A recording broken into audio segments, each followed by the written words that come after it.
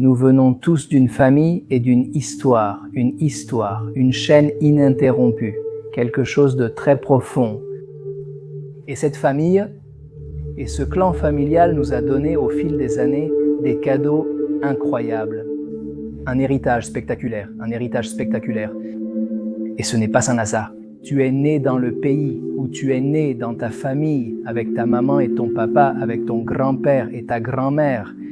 Que tu les aies connus ou non, tu les as connus. Arrière-grand-père et arrière-grand-mère, et ainsi de suite.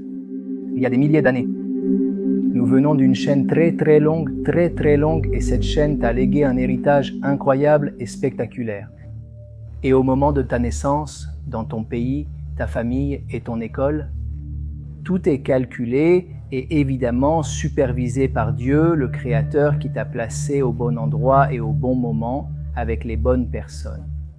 Pour que tu fasses la correction de ton âme veut la correction et veut que tu aies une vie spectaculaire. Parce que quand on dit « toi, qu'est-ce que toi ?» Qui es-tu? Tu es une âme dans un corps. Tu n'es pas un corps avec une âme, tu es une âme, revêtue d'un corps. Par conséquent, aujourd'hui, je veux t'offrir des cadeaux incroyables pour que tu puisses te débarrasser des malédictions ou, dit de façon plus positive, te libérer des charges énergétiques négatives que tu portes avec toi depuis de très nombreuses années. Des problèmes que tu rencontres peut-être dans ta vie et que tu as l'impression de ne pas avoir commencé toi-même. Peut-être que tu vois ta sœur ou ton frère ou tes parents ou tes grands-parents avec des schémas de comportement ou émotionnels très similaires aux tiens. Il se peut que ce ne soit pas tout le monde, il se peut que ce soit ton grand-père ou ton oncle ou ton aïeul. Tu peux te connecter avec un membre de ta famille et remarquer que vous avez des schémas similaires, pas tous bien sûr. Et à ce sujet, je veux t'offrir quelque chose. Je veux que tu sortes de ce cours légère, comme si un poids d'une tonne ou plus t'avait été enlevé des épaules. Je veux t'offrir des cadeaux incroyables avec beaucoup d'affection parce que je crois que ce cours, si Dieu le veut, il va te donner des choses que l'argent ne peut pas acheter. Il va te donner des choses que tu ne peux pas obtenir avec un cours ou une thérapie qui n'a pas la bonne approche. Si Dieu le veut, je resterai fidèle à Dieu, le Créateur, et à nos sources juives basées sur celles-ci. J'essaie de t'offrir des choses que quelqu'un, peut-être avec beaucoup de bonne volonté, un thérapeute, un coach ou un livre, avec énormément de bonne volonté et beaucoup d'affection. Ils veulent t'aider, mais ils ne peuvent pas atteindre la racine, et c'est sur la racine, sur cela que je veux me connecter et t'aider. Alors, bon, je vais te raconter quelque chose de très intéressant. Tu en as peut-être entendu parler, ce n'est pas du judaïsme, mais je veux s'évoquer quelque chose que tu connais peut-être pour aller ensuite plus en profondeur à la racine. C'est très intéressant. Ça s'appelle les constellations familiales. C'est une technique, en fait c'est une thérapie, un type de thérapie développé par un thérapeute allemand.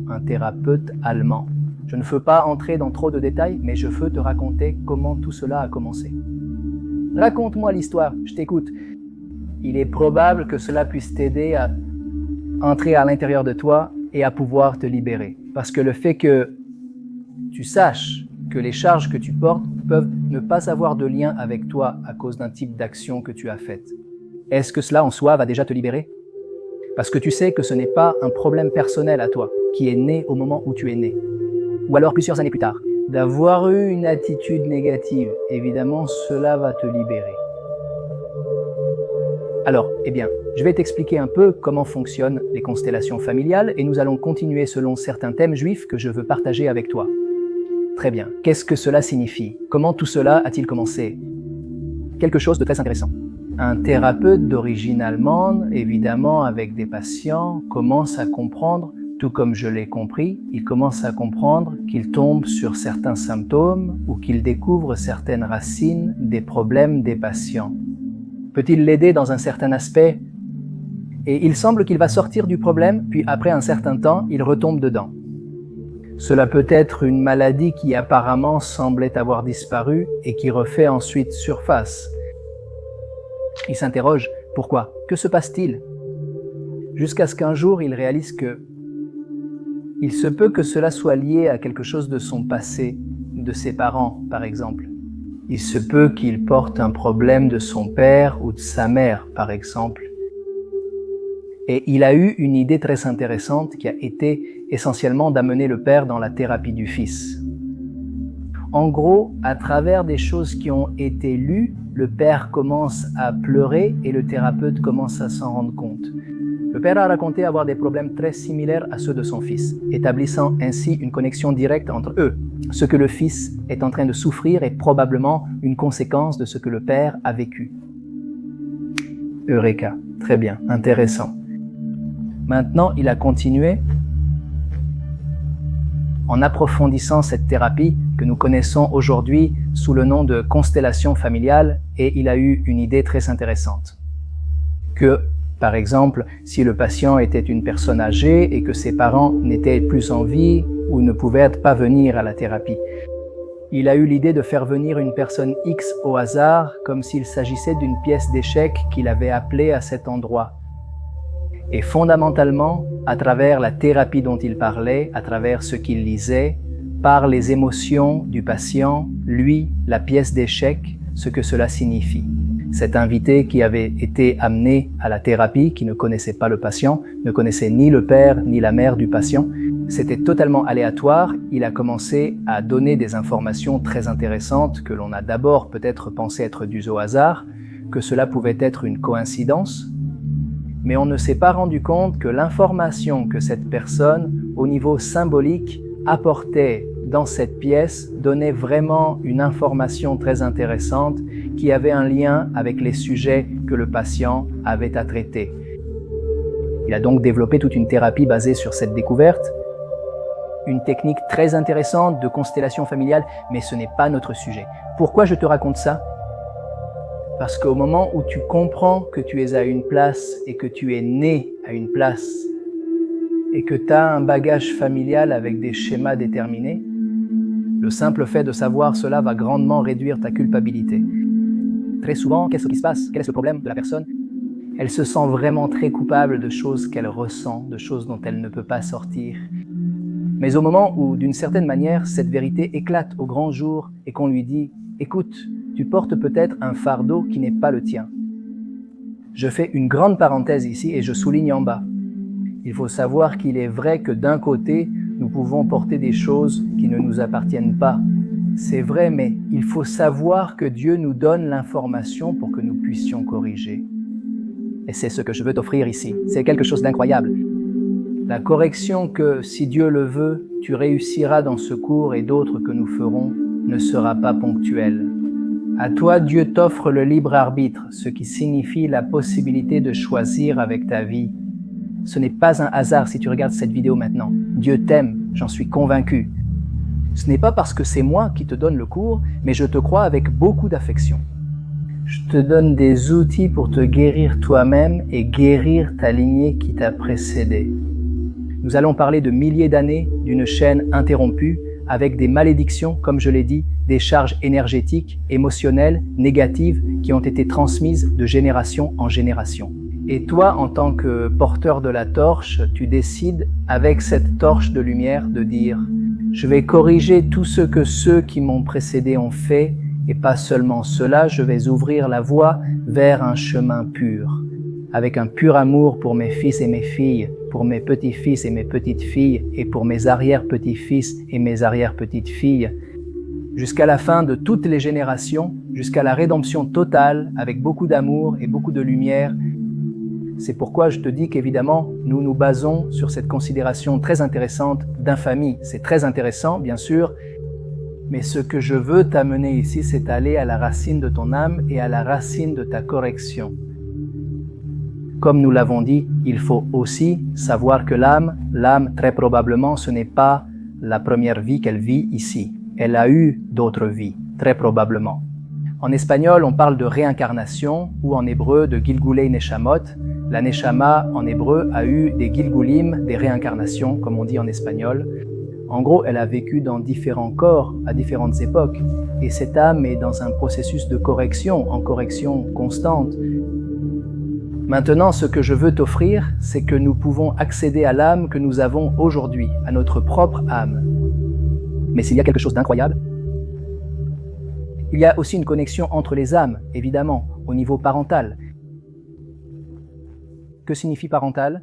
Je veux dire familial, comme ce que nous appelons un CLAL ou un clan familial, ce que cela signifie.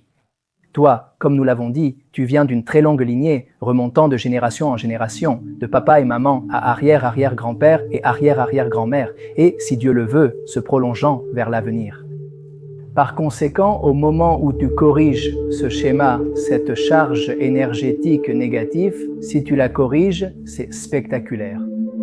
Tu corriges sûrement tous ceux qui sont venus avant toi et qui t'attendaient, que tu sois celui qui porte cette torche spectaculaire de lumière et d'amour.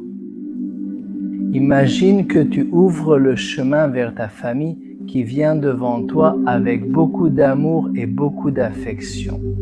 Pense que tu enlèves les petites pierres qui sont sur le chemin. Tu mets des torches sur le chemin. Tu mets des cœurs au niveau métaphorique, avec des cœurs à droite et à gauche de ce chemin qui irradie de la lumière et de l'amour. Impressionnant, spectaculaire. Alors, si on comprend cela, que nous apportons essentiellement des schémas, je vais te donner un exemple. Un exemple concret peut en être un autre, et je t'invite toi aussi. Pas besoin de me le dire maintenant, mais écris-le-moi dans les commentaires. Des choses que tu vis par rapport à ce que je te dis, des choses qui t'aident ou qui t'ont aidé après le cours. Ça m'aiderait beaucoup, ça me rendrait très heureux de savoir que cela t'aide. La belle communauté de Mentoresse et Spirituelle Télévision, avec beaucoup d'affection, laisse-moi te dire ceci. Voici un exemple très simple. Imagine quelqu'un, une famille qui vient d'une famille riche, qui vient de grands-parents riches, d'arrière-grands-parents riches, le père et la mère très riches. Mais que se passe-t-il? Que se passe-t-il?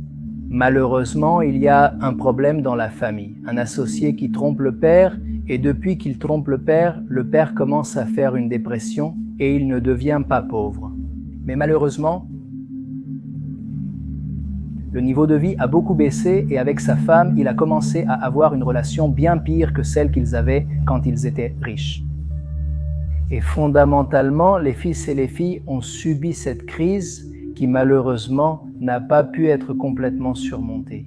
Et vraiment, les fils et les filles ont vécu dans ce stress du fait que le partenaire a trahi leur père, ce père tant aimé, avec beaucoup d'affection, le père et sa mère, d'excellentes personnes. Mais malheureusement, cette crise économique a engendré des problèmes dans la famille, des problèmes relationnels avec les fils, les filles, et fondamentalement, cela a apporté beaucoup de problèmes. Maintenant, ceci est une situation hypothétique. Maintenant, nous allons réfléchir, nous allons penser à ces fils et à ces filles. Quel peut être, comme on dit en hébreu, le statement qui serait même comme la déclaration que font leurs parents, même s'ils ne la disent pas avec des mots. L'argent est un problème. Jusqu'à nous, tout allait bien, mais qu'est-ce qui se passe? Si tu as un associé négatif qui te vole, ta famille peut aller de mal en pis. Par conséquent, qu'est-ce qui est mieux? Même s'ils ne le disent pas avec des mots, qu'est-ce qu'on ressent dans la maison? Qu'est-ce qui est mieux? Ne sois pas pauvre, mais ne te fais pas remarquer. Essaie d'avoir ta profession, mais ne te fais pas remarquer. Par conséquent, qu'est-ce que les fils et les filles peuvent vivre au niveau interne? Ils peuvent être brillants, très intelligents, commencer à progresser dans leur carrière, par exemple. Mais il arrive un moment où il y a un plafond de verre qui les empêche de monter. Et que peut-il se passer ici? Cette soi-disant malédiction familiale, dans cet exemple que je t'ai donné, est-ce une malédiction familiale au niveau de ses parents? Mais pensez-vous que cette histoire de la tradition d'un associé pourrait venir de son arrière-arrière-grand-père, qui l'a transmise à ses grands-parents puis à ses parents? Évidemment, cela peut venir du père ou de la mère.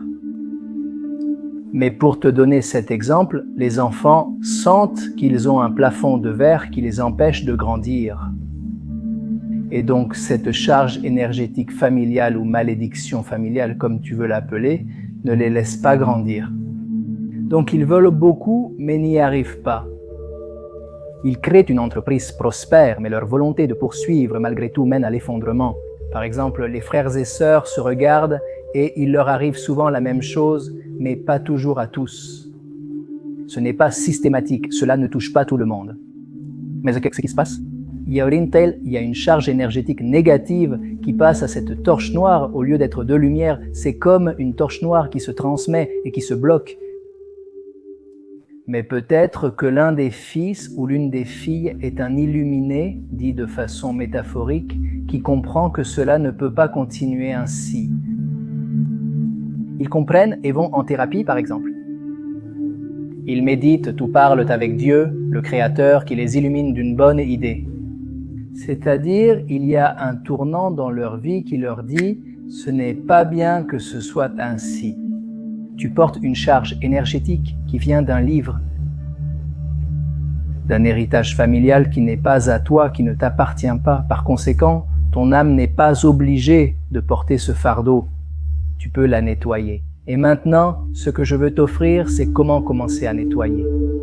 Alors, nous allons faire un exercice très pratique, très simple, pour travailler ce nettoyage énergétique très simple. Ce n'est pas de la magie, mais c'est la racine, une belle racine. Et il faut savoir que le judaïsme essaie de toutes ses forces, évidemment, la Torah est notre Bible juive, qui est la parole de Dieu. Il va constamment à la racine du problème sans s'attarder sur les apparences de la situation. Par conséquent, nous allons essayer de travailler maintenant comment pouvons-nous aller à la racine de ce problème.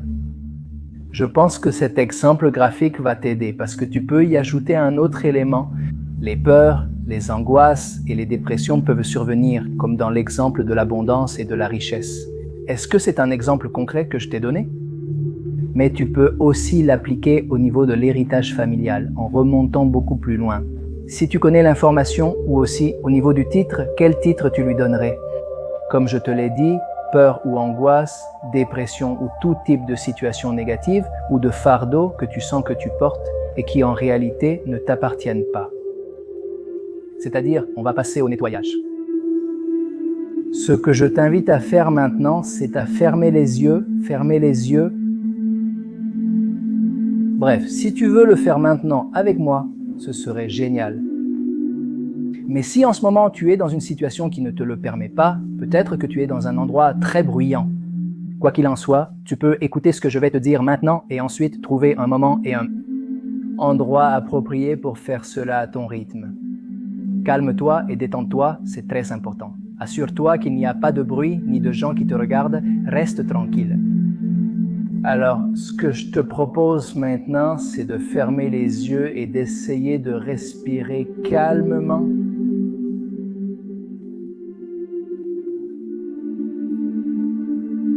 Une inspiration.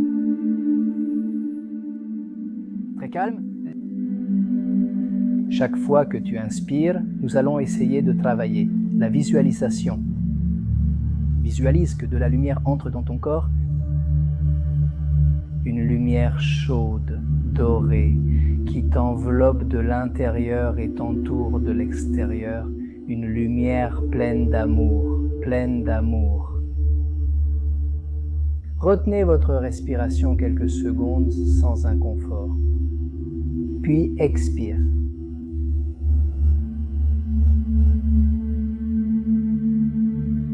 Très bien. Chaque fois que tu expires, essaie de sentir que ce fardeau que tu portes, tout ce dont nous avons parlé, ce fardeau que tu portes, peut être à travers un héritage familial.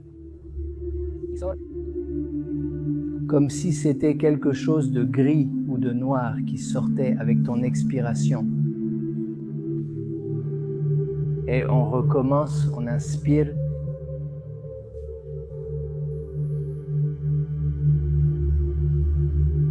Encore une fois, pense, imagine une lumière pleine d'amour qui t'enveloppe à l'intérieur et à l'extérieur, chaleureuse.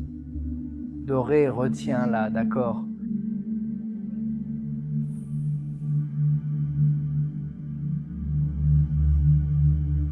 Encore une fois.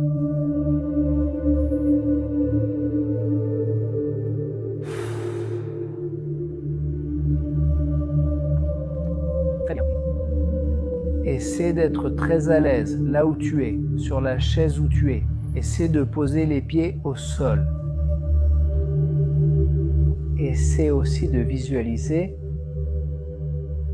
comment ton poids se dirige vers les orteils de tes pieds, vers la plante de tes pieds. Est-ce que c'est confortable? Ressens simplement aussi au niveau sensoriel comment le poids de ton corps descend vers la plante de tes pieds. Il est centré, elle est centrée, tout est à sa place.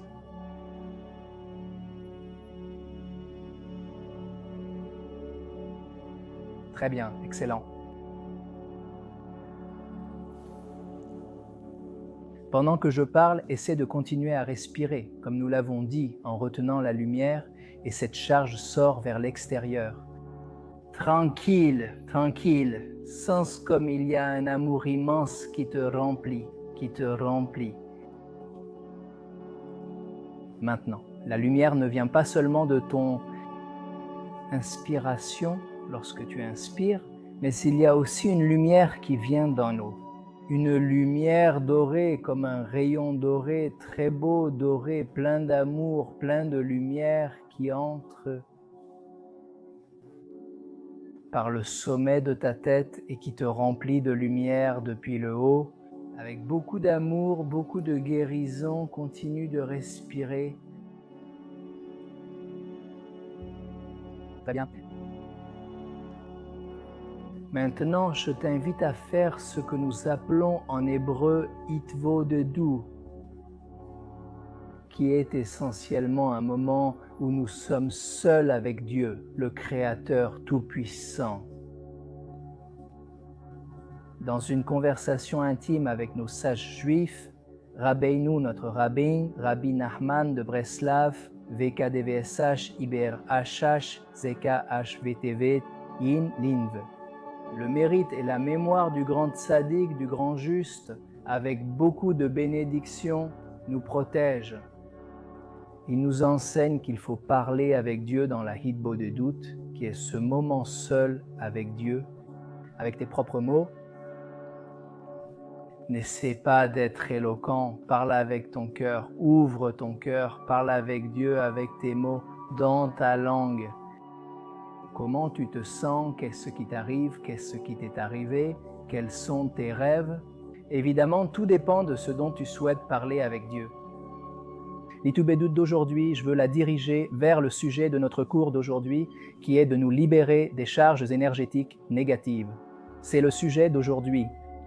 Mais l'Hitbodedut peut porter sur ce qui t'arrive, sur ce que tu ressens, sur ce que tu veux. En gros, que c'est un rendez-vous en tête-à-tête avec Dieu, le caractère puissant, avec tes propres mots. C'est un cadeau spectaculaire que nos grands sages kabbalistes nous enseignent. Et surtout notre grand rabbin, Rabbi Nakadosh, notre grand rabbin sacré, Rabbi Nachman. Mon Breslov de la ville de Breslov. Très bien, excellent. Alors, d'abord, je vais te donner quelques lignes directrices, mais encore une fois, essaie de l'amener à quelque chose de très très personnel pour toi, pas quelque chose d'éloquent comme on l'a dit, et tu peux y mettre tes propres mots. En gros, commence par dire à Dieu, au Créateur, que tu viens lui parler comme si tu venais de naître maintenant, pur et propre, sans aucun fardeau, comme si ton âme venait d'entrer dans ton corps à l'instant. Comme un bébé, comme si tu venais de naître à cet instant, comme un bébé. Et tu t'attaches à Dieu, au Créateur, dans cette conversation, comme un bébé pur et propre. Tu peux parler à Dieu avec tes mots, te connecter avec tes mots et le remercier. On dit en hébreu Toda, Toda Hashem, merci Dieu. Le mot Toda vient du verbe léodot. Léodot en hébreu signifie à la fois reconnaître et remercier, car c'est très profond. Qui remercie? Celui qui reconnaît. Ainsi, lorsque quelqu'un te donne un verre d'eau, tu reconnais la faveur et remercies la personne. Vous avez maintenant la possibilité de parler avec le Créateur, Dieu le Tout-Puissant qui vous a créé, vous aime et a confiance en vous, et qui te surveille à chaque instant et attend de toi le meilleur. Il t'offre le libre arbitre pour que tu fasses de tes pensées, de tes paroles et de tes actions le meilleur. Et qui d'autre que Dieu, le Créateur, veut que tu sois léger et légère de tout fardeau. Comme nous te l'avons dit au début, tu as la torche de la vie, Tu peux corriger tous ceux qui sont venus avant toi et offrir une protection pleine d'amour et de pureté à ceux qui viendront après toi. Impressionnant. Donc, ton plus grand allié est Dieu, le Créateur. Mais évidemment, Dieu attend que tu parles, que tu te connectes à lui, que tu communiques avec lui. Alors Dieu, le Créateur, va t'aider si Dieu le veut. Par conséquent, demande-lui d'abord, dis merci à Dieu pour tout. Et là, tu peux dire à Dieu merci pour ce qui te vient à l'esprit, ce que tu veux lui dire. Pour le verre d'eau que tu as bu il y a peu, pour ta maison, ta famille, tes amis, ton travail, ta voiture et ton vélo. Ta profession, ton quartier, ta ville, ton pays, les gens que tu aimes, les gens qui t'aident, ceux que tu aides, pour ce que tu veux. Du plus grand au plus petit, tout est impressionnant. Chaque cadeau, ta couverture que tu as pour te couvrir quand tu as froid, tes vêtements, ta santé, tout, tes habits, tout mérite d'être remercié. Par conséquent, tu remercies Dieu pour tout. Et en revenant à ce sur quoi nous travaillons aujourd'hui, c'est Dieu, je te remercie, merci beaucoup de me montrer ce que je dois corriger. Merci Dieu de m'avoir enlevé ce bandeau. Et il y a beaucoup de gens qui vivent comme s'ils avaient les yeux bandés, qui ne voient pas la réalité. Et ils portent des fardeaux, qui peuvent ne pas leur appartenir, mais ils n'agissent pas pour changer cela. Et Dieu, tu m'as donné la possibilité d'enlever mon bandeau et de ressentir ce qui me pèse, ce qui m'accable, et de pouvoir faire quelque chose avec cela. Merci Dieu, merci Créateur, qui m'aime et a confiance en moi et qui me conduit au meilleur endroit de tous les endroits. Et maintenant, vient aussi ce que toi tu dois dire. L'important, c'est de dire « Je te demande pardon, Dieu, de ne pas savoir corriger jusqu'à présent ce que j'aurais dû corriger. Je ne l'ai peut-être pas su, pas réalisé, ou je l'ai su sans savoir comment agir. Je me repens vraiment de ce que j'ai fait de négatif au niveau de la pensée, de la parole et de l'action. Je me repens et je veux m'améliorer. Je veux que tu m'aides à devenir la meilleure version de moi-même. S'il te plaît, aide-moi, Dieu créateur. S'il te plaît, aide-moi. Tu me surveilles à chaque instant. Tu m'aimes. Aide-moi pour toi. Je le fais parce que je veux le meilleur pour ton humanité et pour le monde, pas par égoïsme. Et moi, avec beaucoup d'affection, je veux aider à corriger tous ceux qui sont venus. Avant moi, je veux nettoyer toute la chaîne. Avant moi et après moi, avec beaucoup d'humilité, mais aussi avec responsabilité. Je ne pense pas que Dieu nous permette d'être meilleurs que les autres, mais je ressens que tu m'as offert la possibilité de voir clairement, de pouvoir voir clairement ce que je dois améliorer et arranger. Et avec beaucoup d'affection, s'il te plaît, avec beaucoup d'affection, je vous envoie tout mon amour à toute ma lignée familiale, aussi bien à l'unité du clan familial la plus concrète qu'à la plus large. Si l'on vient d'une tradition particulière, d'un peuple particulier, dans mon cas, le peuple juif, c'est-à-dire à toute ma lignée familiale, je lui envoie tout mon amour et toute ma compréhension et je le juge favorablement et j'ai un bon regard. Avec eux, je suis rempli de compassion et d'amour pour eux. Tout ce que je veux, c'est aider à améliorer les choses. Peut-être qu'ils attendent de moi que d'une certaine manière, je corrige cette chaîne. Avec beaucoup d'amour, beaucoup d'espoir en moi, et si j'ai le mérite avec ton aide, Dieu, d'améliorer et d'aider ceux qui sont venus avant moi et ceux qui viendront après moi. Et les aider à leur donner un petit coup de pouce avec beaucoup d'amour, à leur ouvrir la voie et à leur donner de la lumière sur leur chemin. Comme des torches sur le chemin et enlever les pierres sur leur route. Je désire ardemment cela, tout comme toi, Dieu le Créateur, le souhaite pour chacun d'entre nous. Par conséquent, je te demande de l'aide, aide-moi, Dieu, aide-moi. Et donc tu remercies, tu demandes pardon et tu demandes de l'aide, tu demandes qu'il t'aide. À se le redire, à faire une teshuva shelema. La teshuva, c'est en gros revenir à l'origine, être ta meilleure version, donner le meilleur de toi-même. Vraiment. La teshuva est définie comme le repentir. C'est une partie primordiale et initiale de la teshuva complète. Se repentir, comme nous l'avons dit, mais la teshuva shlema l'accomplit dans son esprit. C'est donner le meilleur de moi-même et être la meilleure version de moi-même. Le donner et aller à la racine. Teshuva vient de la racine. Ibohuve, revenir à la source. Me relier à Dieu depuis mon âme, c'est aligner la volonté de mon âme sur celle de Dieu, donner le meilleur de moi-même. Et là, demander l'aide de Dieu, faire une teshuva shlema, une teshuva complète, puis nous pouvons avancer. En terminant notre cours d'aujourd'hui avec le psaume 130, qui dit ceci: « Je commence, je ne vais pas tout dire, mais il contient beaucoup de ce que nous sommes en train de dire. » Le psaume.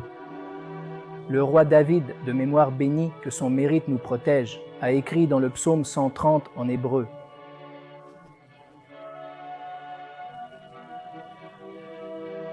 Seigneur, écoute ma voix, que tes oreilles soient attentives. » C'est sur cela que je veux m'appuyer. Car le pardon et la rémission sont auprès de toi, c'est sur cela que je veux m'appuyer. Je commence, comme je le travaille en castillan, au commencement. Des hauteurs, des profondeurs, je t'ai appelé, ô Éternel. Depuis les profondeurs, je t'appellerai Dieu. Et plus loin, il est dit: car auprès de toi est le pardon. Dieu le Créateur, le pardon vient assurément de toi. Par conséquent, il faut savoir, comme nous l'avons dit au début, que de nombreuses thérapies peuvent être très bonnes à certains égards et aider, évidemment, aider bien sûr. Et les gens, je suis sûr qu'il y a énormément de gens avec beaucoup de bonne volonté, mais il faut savoir que la racine, le nettoyage à la racine, atteint notre partie la plus élevée, donc la racine. On dit racine et on fait ce geste vers le bas, mais évidemment, vers le bas, c'est ce qui connecte vers le plus haut, qui est notre âme. Et seulement que Imeja s'éloigne. Par conséquent, le nettoyage, le véritable nettoyage du conduit, de notre conduit jusqu'à notre racine, seul Dieu peut le faire. Mais de quoi cela dépend-il? De nous? Qu'est-ce que ça veut dire? Dieu attend de nous. Être la première étape, c'est très important. Dieu nous offre le livre de la blessure. Par conséquent, c'est à nous de faire ce premier pas, au moins de nous lier à Dieu, de parler à Dieu, de demander de l'aide à Dieu et à Dieu. Et Dieu peut-il vraiment atteindre là où personne ne peut atteindre? Parce que Dieu, le Créateur, nous a créés et nous crée à chaque instant avec énormément d'amour et de miséricorde. Ainsi, nous avons le privilège de vivre la vie sans aucune charge émotionnelle négative et surtout des charges positives pour illuminer le monde. Si tu ne fais pas encore partie de ma chère communauté Israël High, une communauté spectaculaire et dynamique, nous avons des rencontres sur Internet, il y a des cours gratuits, évidemment pour les membres de ma chère communauté. Il existe un numéro WhatsApp communautaire où vous pouvez me poser des questions, être en lien avec moi et la communauté, comme une étreinte collective. Et je crois que, si Dieu le veut, ceux qui sont dans notre communauté ont la bénédiction que Dieu a promise à Abraham, notre patriarche. Ceux qui te bénissent seront bénis. La personne qui fait partie de ma communauté d'Israël High, d'une certaine manière, fait une déclaration qu'elle est pour Israël, qu'elle est liée à Israël. Ainsi, selon Dieu le Créateur, Israël est son peuple élu.